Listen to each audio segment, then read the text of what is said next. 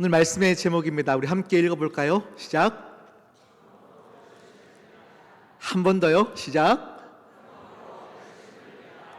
오늘 말씀의 제목을 들어보면 여러분이 마음속에 아마 목사님 설교는 오늘 이런 결론일 거야, 이것이 다 있으시겠죠? 네, 신앙적으로 더 열심히 신앙생활 하라, 예, 결론일 거야, 일 것입니다. 그런데 오늘 말씀의 요점은요, 우리가 신앙적으로 더 열심히 하자 보다는 우리가 하나님 없이도 신앙생활 할 수 있습니다. 하나님이 아닌 다른 것에 안정감을 가지고 우리는 열심히 신앙생활 할 수 있습니다. 나의 열심의 그 근본에는 무엇을 위한 열심인지를 점검하자입니다. 오늘 말씀으로 함께 은혜를 나누기를 원합니다. 우리가 읽었던 이 요한계시록 3장의 오늘 본문은 소아시아에 있는 교회들 중에 라오디게아 교회에게 주시는 하나님의 음성입니다. 오늘 요한계시록에 보면요, 그 앞서 6개 교회에 하나님의 음성이 전해졌습니다. 그 교회가 어떻게 신앙생활했는지를 보시면서 하나님이 책망도 하시고 칭찬도 하십니다. 그리고는 7개의 교회 중에 가장 마지막으로 라오디게아 교회에 주님의 음성이 들려집니다. 라오디게아에 처해진 상황이 여러분의 처해진 상황입니다. 여러분의 인생 여정 가운데 쉽게 빠질 수 있는 많은 함정들이 있습니다. 그 함정들을 통해서 여러분, 오늘 이 말씀이 벤치마킹 되는 은혜의 시간이 되시기를 축복합니다. 오늘 말씀에 보면요, 20절 말씀은 우리가 신앙생활들을 조금 하신 분들은 많이들 들어보셨던 말씀일 거예요. 우리 함께 읽어볼까요? 시작. 볼지어다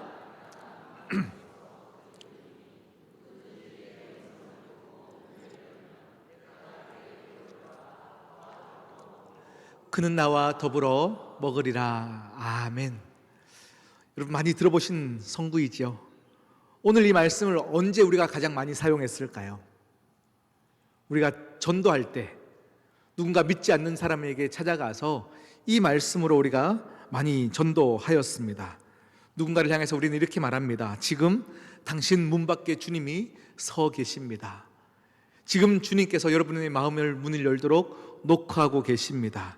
이제 여러분의 마음의 문을 여십시오. 그러면 주님이 들어가 여러분에게 영원한 생명을 주실 것입니다. 우리는 전도할 때 이 성구를 굉장히 많이 사용합니다. 그리고 앞으로도 여러분이 전도하실 때 이 말씀을 사용하십시오. 그런데 오늘 이 말씀은 누군가 믿지 않는 자들을 전할 때 주시는 말씀은 아니었습니다.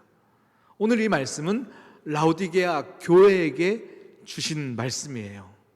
다시 말하면 잘 믿고 있다고 생각했던 그들에게 주님이 문 밖에 있음을 지금 얘기하시면서 그들을 깨우는 말씀으로 사용하고 계십니다.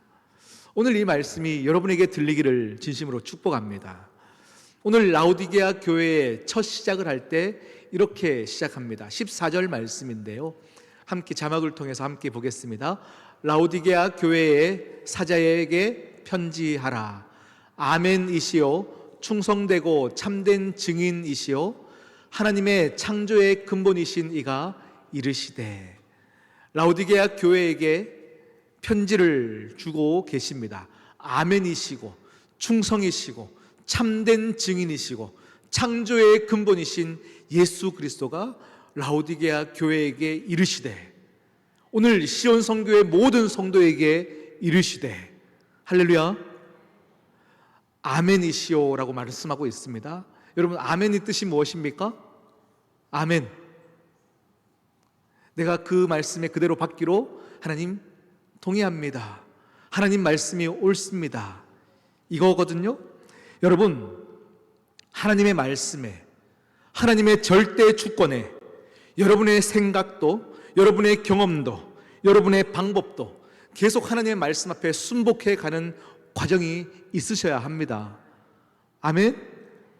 우리가 설교 때마다 중간중간에 아멘 아멘 하시는데요, 여러분 아무 생각 없이 내가 한 구절 끝날 때마다 아멘 아멘 하는, 기계적으로 하는 아멘은 의미가 없어요.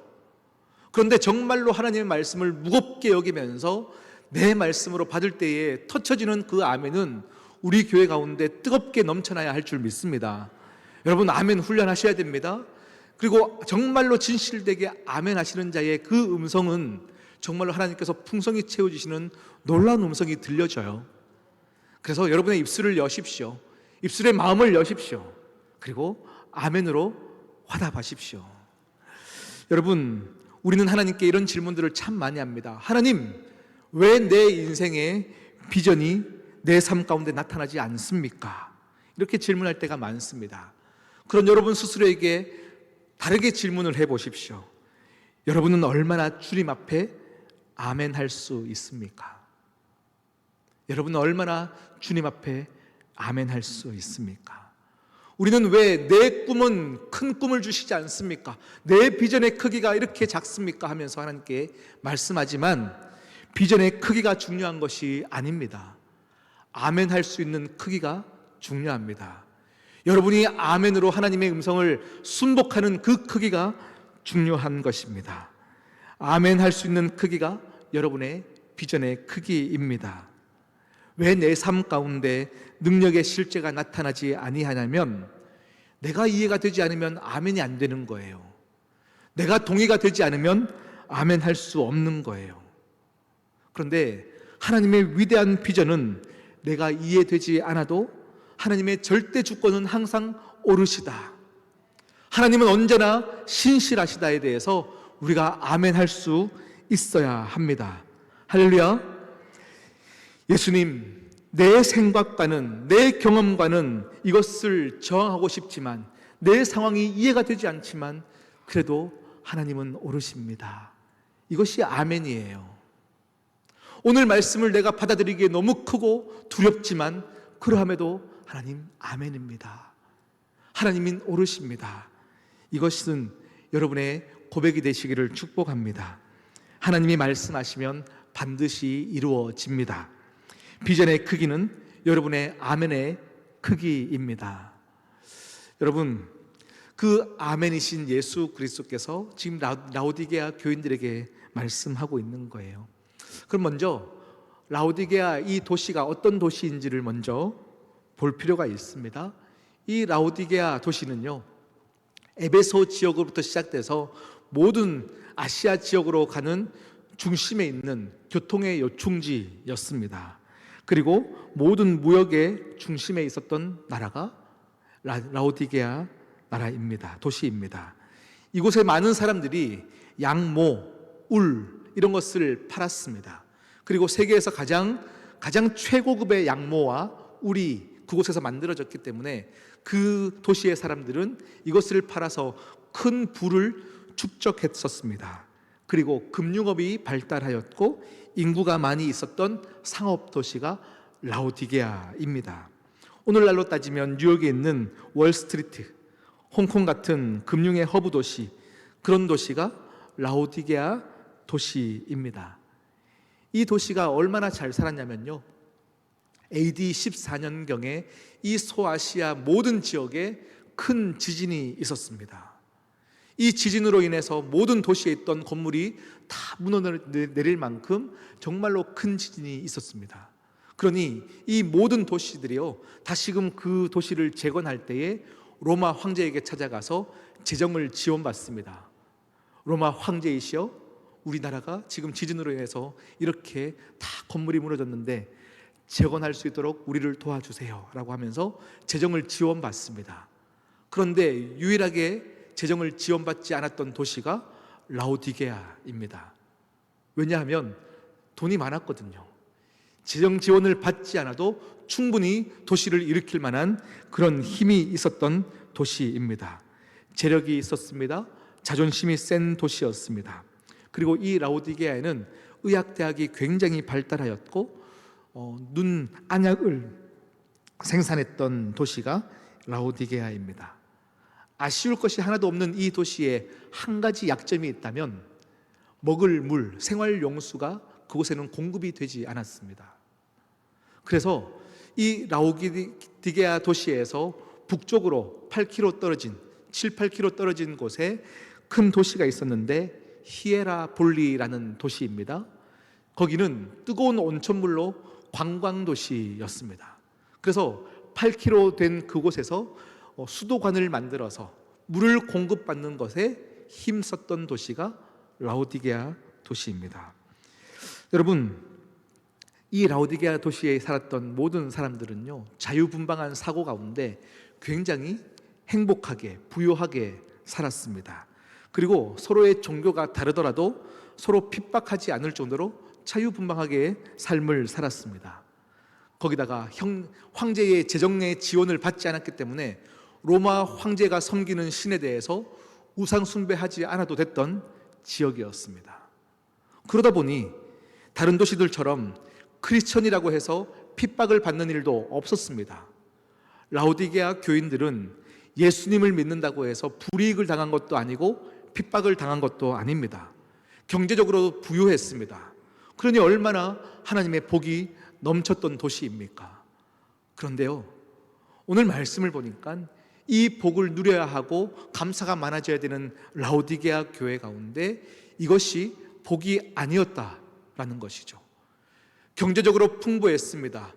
예수님을 믿는 믿음을 가졌다고 해서 핍박을 받지도 않습니다. 그런데 그들에게 영적인 그 긴장감이 더 오히려 떨어지게 되었습니다.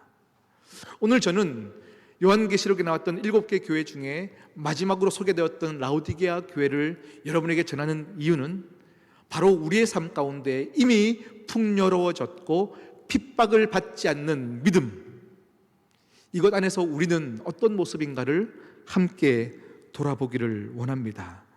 교회는 다니고 있으나 몸만 다니는 사람들이 이 교인들이었습니다. 세상에서 즐길 것들을 다 즐기는 신앙인들이었습니다. 복음을 전하는 것에 열정을 잃어버렸습니다. 울며 기도하는 기도의 소리가 없어져 버렸습니다.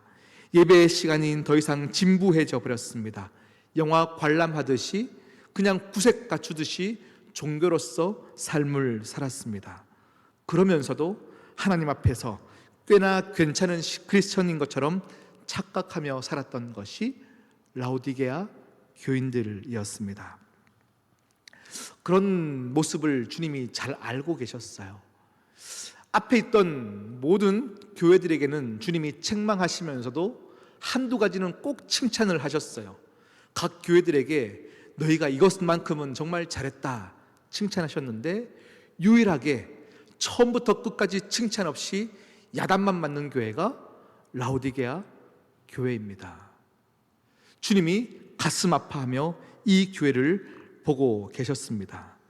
부유하고 핍박이 없는데 주님은 그들을 향하여 너희들은 곤고하다, 가련하다, 가난하다, 헐벗었다라고 그들을 진단하고 계십니다. 그러면서 차든지 뜨겁든지 미지근한 너희들을 내가 토해버리리라 말씀하고 계십니다. 왜 주님이 그렇게 말씀하실 정도로 이들은 더욱더 주님 앞에 나아가지 못했을까요? 그 이유는 단순합니다. 한 가지입니다. 부유한 이 안정감이 하나님 앞에 더 이상 나아가지 않아도 될 만큼 정말로 그 안정감 가운데 누리게 되었기 때문입니다. 여러분, 이 안정감을 주님께서 깨트리신다 생각하니까 우리가 불안한 거예요. 왠지 주님 앞에 더 가까이 나가면 내가 생각했던 그 안정감이 깨트려질까 봐 그게 불안한 거예요. 그러니 우리가 신앙생활 하면서도 더 하나님께 가까이 나아가지 못할 때가 참 많이 있습니다.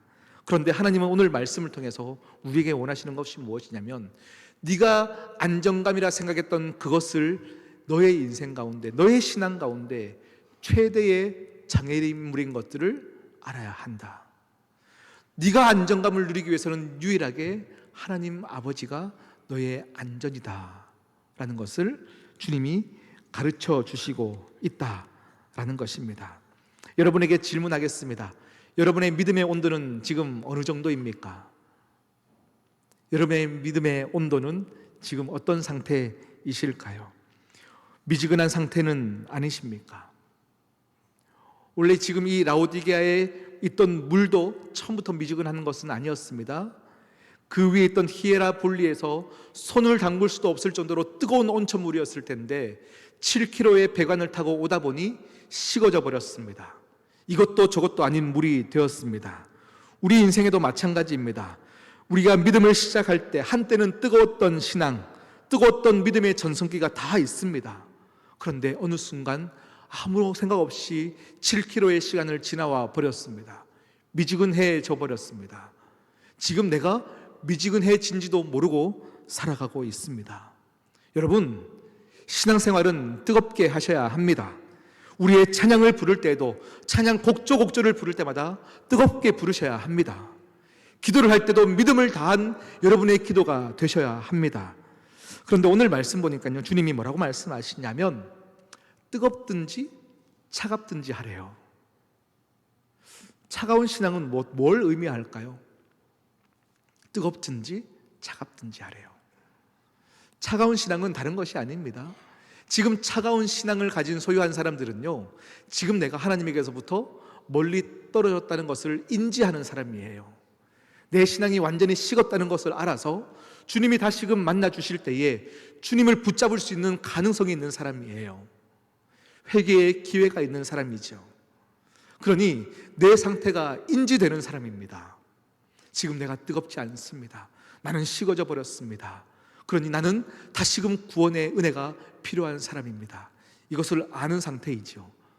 그런데 미지근한 상태는 무엇이냐면 지금 내가 주님으로부터 멀어졌음을 인지하지 못하는 상태입니다.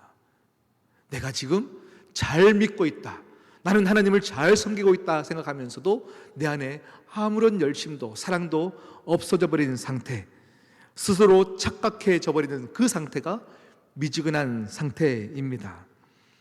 그런데 오늘 말씀을 읽어보면요, 그러함에도 불구하고 은혜인 것은 하나님이 이 미지근한 라오디게아를 포기하지 않으시고 새로운 처방전을 주고 계시다라는 것입니다. 우리 19절 말씀을 한번 볼까요? 19절 함께 읽겠습니다. 시작.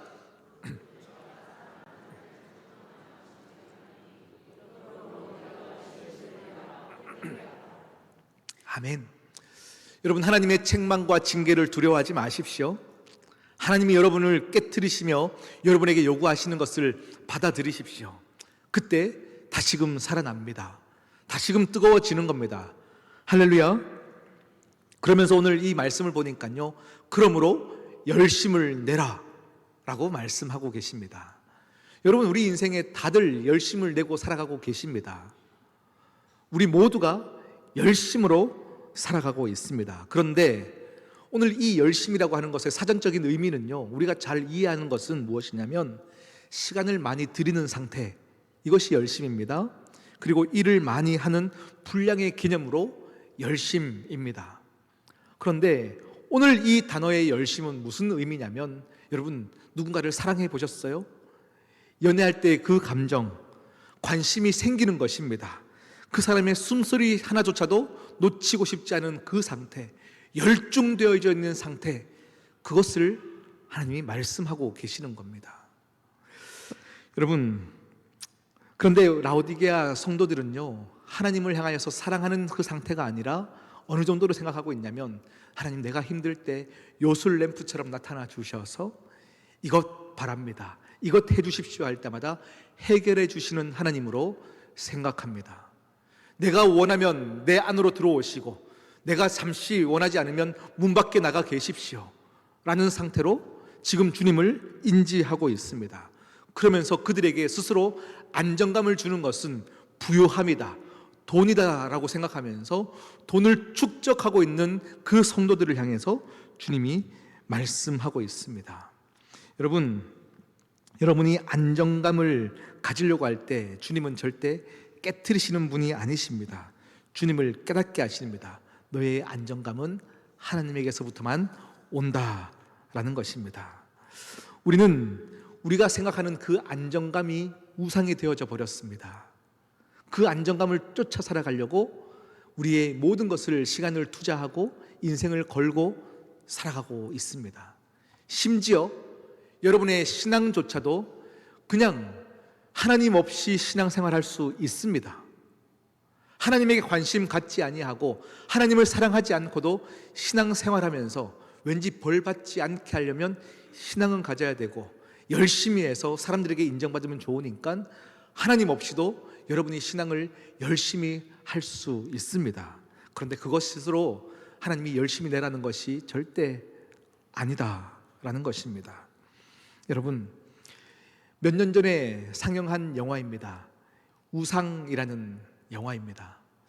여러분이 잘 인지가 안 될 텐데요. 이 영화가 개봉했다가 빨리 문을 닫아버렸어요. 그래서 소위 이게 망했던 영화입니다. 그런데 저는요, 이 우상이라는 단어가 하나님의 말씀을 전할 때 어떻게 도움이 될까 싶어서 궁금해졌어요. 그래서 영화를 한번 본 적이 있었어요. 근데 이 영화에는 한석규라는 영화 배우가 등장합니다. 설경구가 등장합니다. 천우희라는 또 여자 배우가 등장합니다. 이 세 배우가 각자가 인생에서 우상으로 섬기는 것을 지금 막 쫓아 살아가는 그런 영화입니다. 먼저 첫 주인공이었던 한석규의 우상은 무엇이냐면 권력입니다. 권력. 그래서 내가 권력만 가지면 내가 하고 싶은 것을 다 할 수 있어. 이게 이 한석규 배우가 맡은 역할이었습니다. 그래서 정치인이 됩니다. 그리고 이 우상을 쫓아 살아가고 모든 것을 얻은 듯 살아가고 있습니다. 그런데 그의 인생에 암초를 만납니다. 그것이 무엇이냐면 그 아들이 운전을 하고 가다가 사람을 치어 죽이는데 뺑소니로 도망가게 됩니다. 그 이후에 이 한석규는 자기가 가진 모든 권력으로 거짓으로 덮어가면서 내 우상이 무너지지 않기 위해서 인생을 허비하고 살아가는 이야기입니다. 두 번째, 설경구 배우가 맡은 역할은 무엇이었냐면 그의 우상은 자녀입니다. 그에게는 지체장애 아들이 있었는데요, 이 지체장애 아들이 다시 세우고 이 아들만 바라보는 우상으로 아빠 역할을 감당하고 있는데, 이 뺑소니 사건 가운데 죽은 아들이 이 지체장애인이었어요. 그러니 정말로 우상 같았던 아들이 잃어버리니까 얼마나 인생의 낙담이 되겠습니까? 그런데 한 가지 소망이 있었습니다. 그것이 무엇이냐면 며느리 뱃속에 임신이 되었다는 소식이 들리는 거예요. 그런데 여러분, 영화가 쭉 진행되다 보니까 이 뱃속에 있는 아기가 친자가 아니라는 소식을 가지고 모든 것이 무너져 버리는 것이 설경구 배우의 역할입니다. 그리고 마지막 영화 배우가 나오는데요, 천우희라는 이 배우가 맡았던 역할은 연변 사람이었는데 한국으로 왔습니다. 그에게는요, 불안했던 인생에 많은 시간들이 있었기 때문에 안정감이 있어야지 그가 행복을 얻을 수 있다고 생각했습니다. 그래서 그가 선택한 것이 무엇이냐면 결혼을 해서 혼인신고를 해야 내가 안정감을 얻을 수 있다라고 생각을 하는 거예요. 그래서 그 배우가 이제 결혼을 하는 겁니다. 역할을 결혼하는데 첫 번째 결혼한 남자가 혼인신고를 안 해주는 건 거죠. 그래서 불행하게 살다가 이혼을 하고 두 번째 남자를 만났는데 이 뺑소니를 당한 지체장애인과 결혼을 하고 이제 안정감을 누리려고 했던 순간 그 남편이 뺑소니로 죽게 되어지는 사건이 이 안에서 얽히고 설켜 있는 영화의 내용입니다. 여러분, 이 영화는 보지 않아도 됩니다. 이게 답니다. 그런데요, 여러분, 중요한 메시지를 주고 있어요. 우리 모두가 각자가 생각하는 안정감을 갖기 위해서 최선을 다하고 살아가더라. 그런데 결국 그것을 얻으나 얻지 못하나 그것이 우리에게 안정감을 주지 못하고 있음을 보게 되어지는 거예요. 우리 모두가 열심히 살아가고 있습니다. 그것만 얻으면 나는 평안할 거야, 행복할 거야 라고 얘기하면서 미친 듯이 노력하면서 그것을 얻기 위해 살아가고 있습니다. 그런데 여러분, 중요한 것은 그것이 여러분에게 절대 안정감을 주지 못합니다. 라오디게아 성도들에게는요, 특별한 안정감을 갖는 컨텐츠가 부유함, 돈이었습니다. 그런데 그들을 향하여 주님이 아파하시면서 말씀을 전하고 있는 것입니다. 저도 예전에 청년과 상담을 할 때요, 그 당시에 몇 년 전에 34살이었으니까요 시간이 훌쩍 지났습니다. 그 청년이 아직 결혼을 하지 못해서 힘들었던 청년이었어요. 그래서 왜 네가 이렇게 힘들어하냐 했더니 결혼을 하지 못해서입니다 를 얘기하더라고요. 결혼을 못하는 것이 감정적으로 힘든 것은 맞은데 왜 이 결혼에 집착하고 살아가는 것처럼 네 인생을 다 이렇게 포기하고 살아가느냐 했더니 결혼해야 안정을 누릴 수 있는데 나는 결혼을 하지 못했기 때문에 불완전한 상태입니다 라고 얘기를 했습니다. 제가 마지막에 상담을 하면서 이렇게 얘기했습니다. 결혼을 못한 것은 문제일 수 있고 아픔일 수 있다. 그러나 결혼해야 안전해질 수 있다라고 생각하는 너의 안정에 대한 기준이 틀렸다 라고 말을 했어요. 인생을 살아본 여러분에게 말씀드릴게요. 결혼하니 안정감이 있으십니까? 이건 대답해도 웃기고 안 해도 웃겨요. 결혼 자체가 안정감이 보장된 것은 아닙니다. 우리가 가정 안에서 함께 만들어가는 거죠. 그런데 많은 사람들이 무엇을 얻으면 그 자리에 올라가면 안전해질 수 있다라고 생각하는 것이죠. 돈이 있어야 안전한 라오디게아 성도들에게 주님은 18절 말씀으로 그들을 깨우칩니다. 18절 말씀 함께 보겠습니다. 시작. 내가 너를 권하노니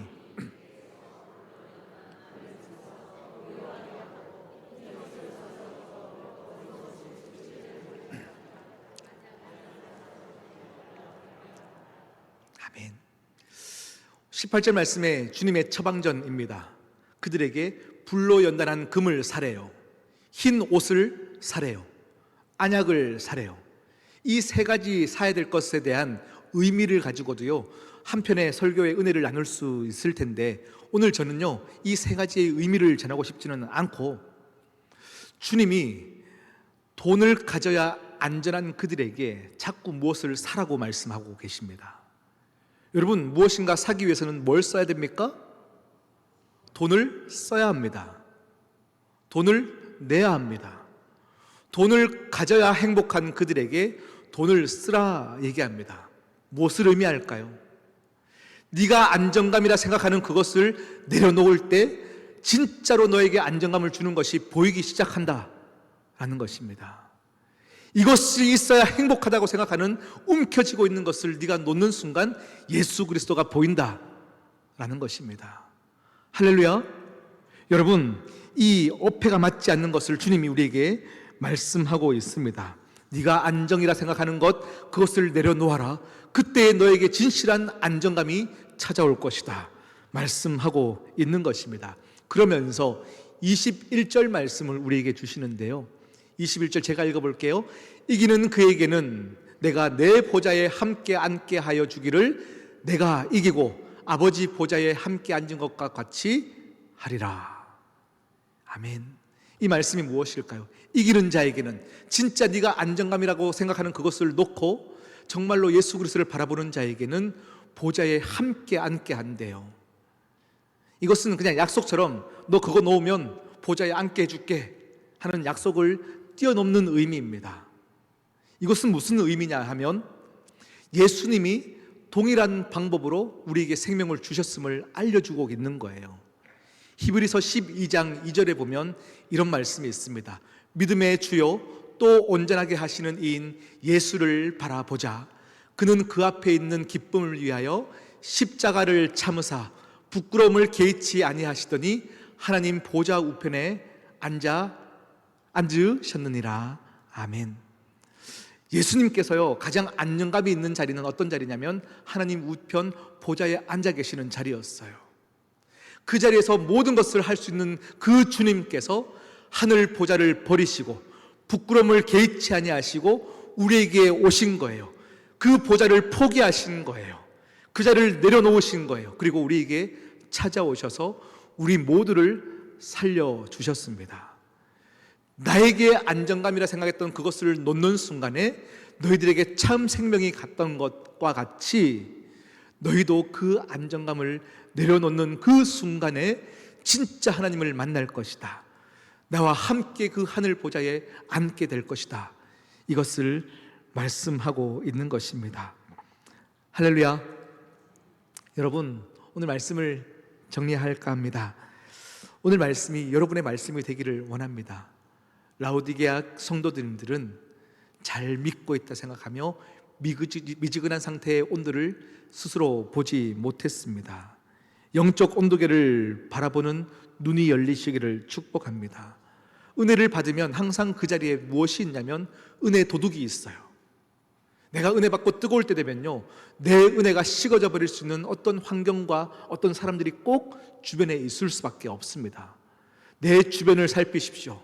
내가 이 은혜 받은 것들을 더 뜨겁게 하면서 하나님을 사랑하게 만드는 사람들 주위에 계셔야 합니다. 내 은혜를 떨어뜨리고 쉽게 만드는 사람과의 모임을 멀리할 필요가 있습니다. 그리고 여러분 스스로를 바라보십시오. 스스로를 바라보시면서 내가 지금 어떤 상태인지 객관적으로 보시며 하나님 앞에 나아가시기를 진심으로 축복합니다. 마지막 한 가지는 여러분 문 밖에 서 계시는 주님을 바라보셔야 합니다. 제가 오늘 이 20절 말씀을 보는데요, 제가 상상이 되어지는 거예요.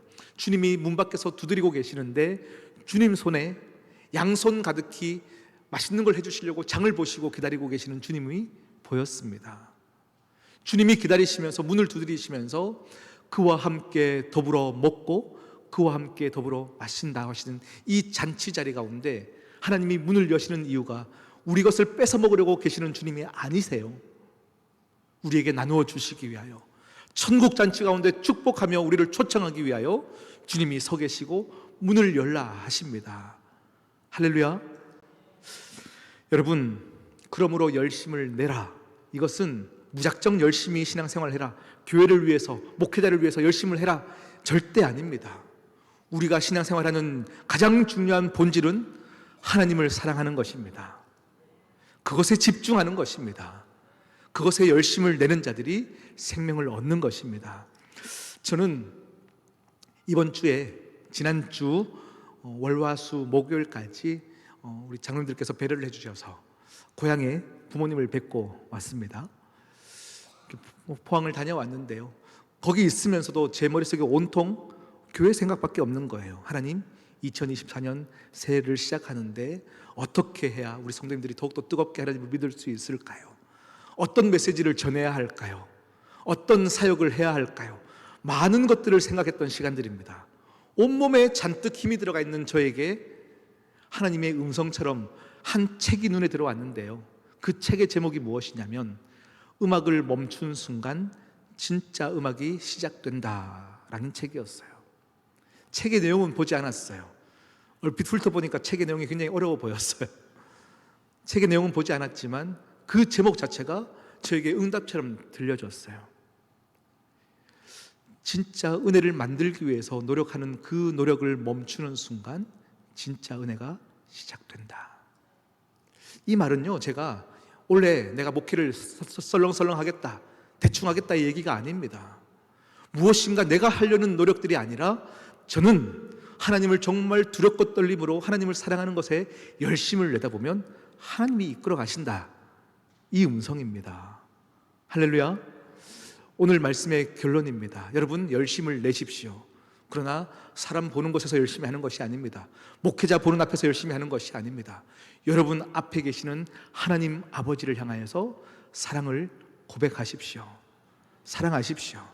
그것이 여러분이 되시기를 축복합니다. 기도하시겠습니다. 하나님 아버지, 참 감사합니다. 은혜가 우리 가운데 있습니다.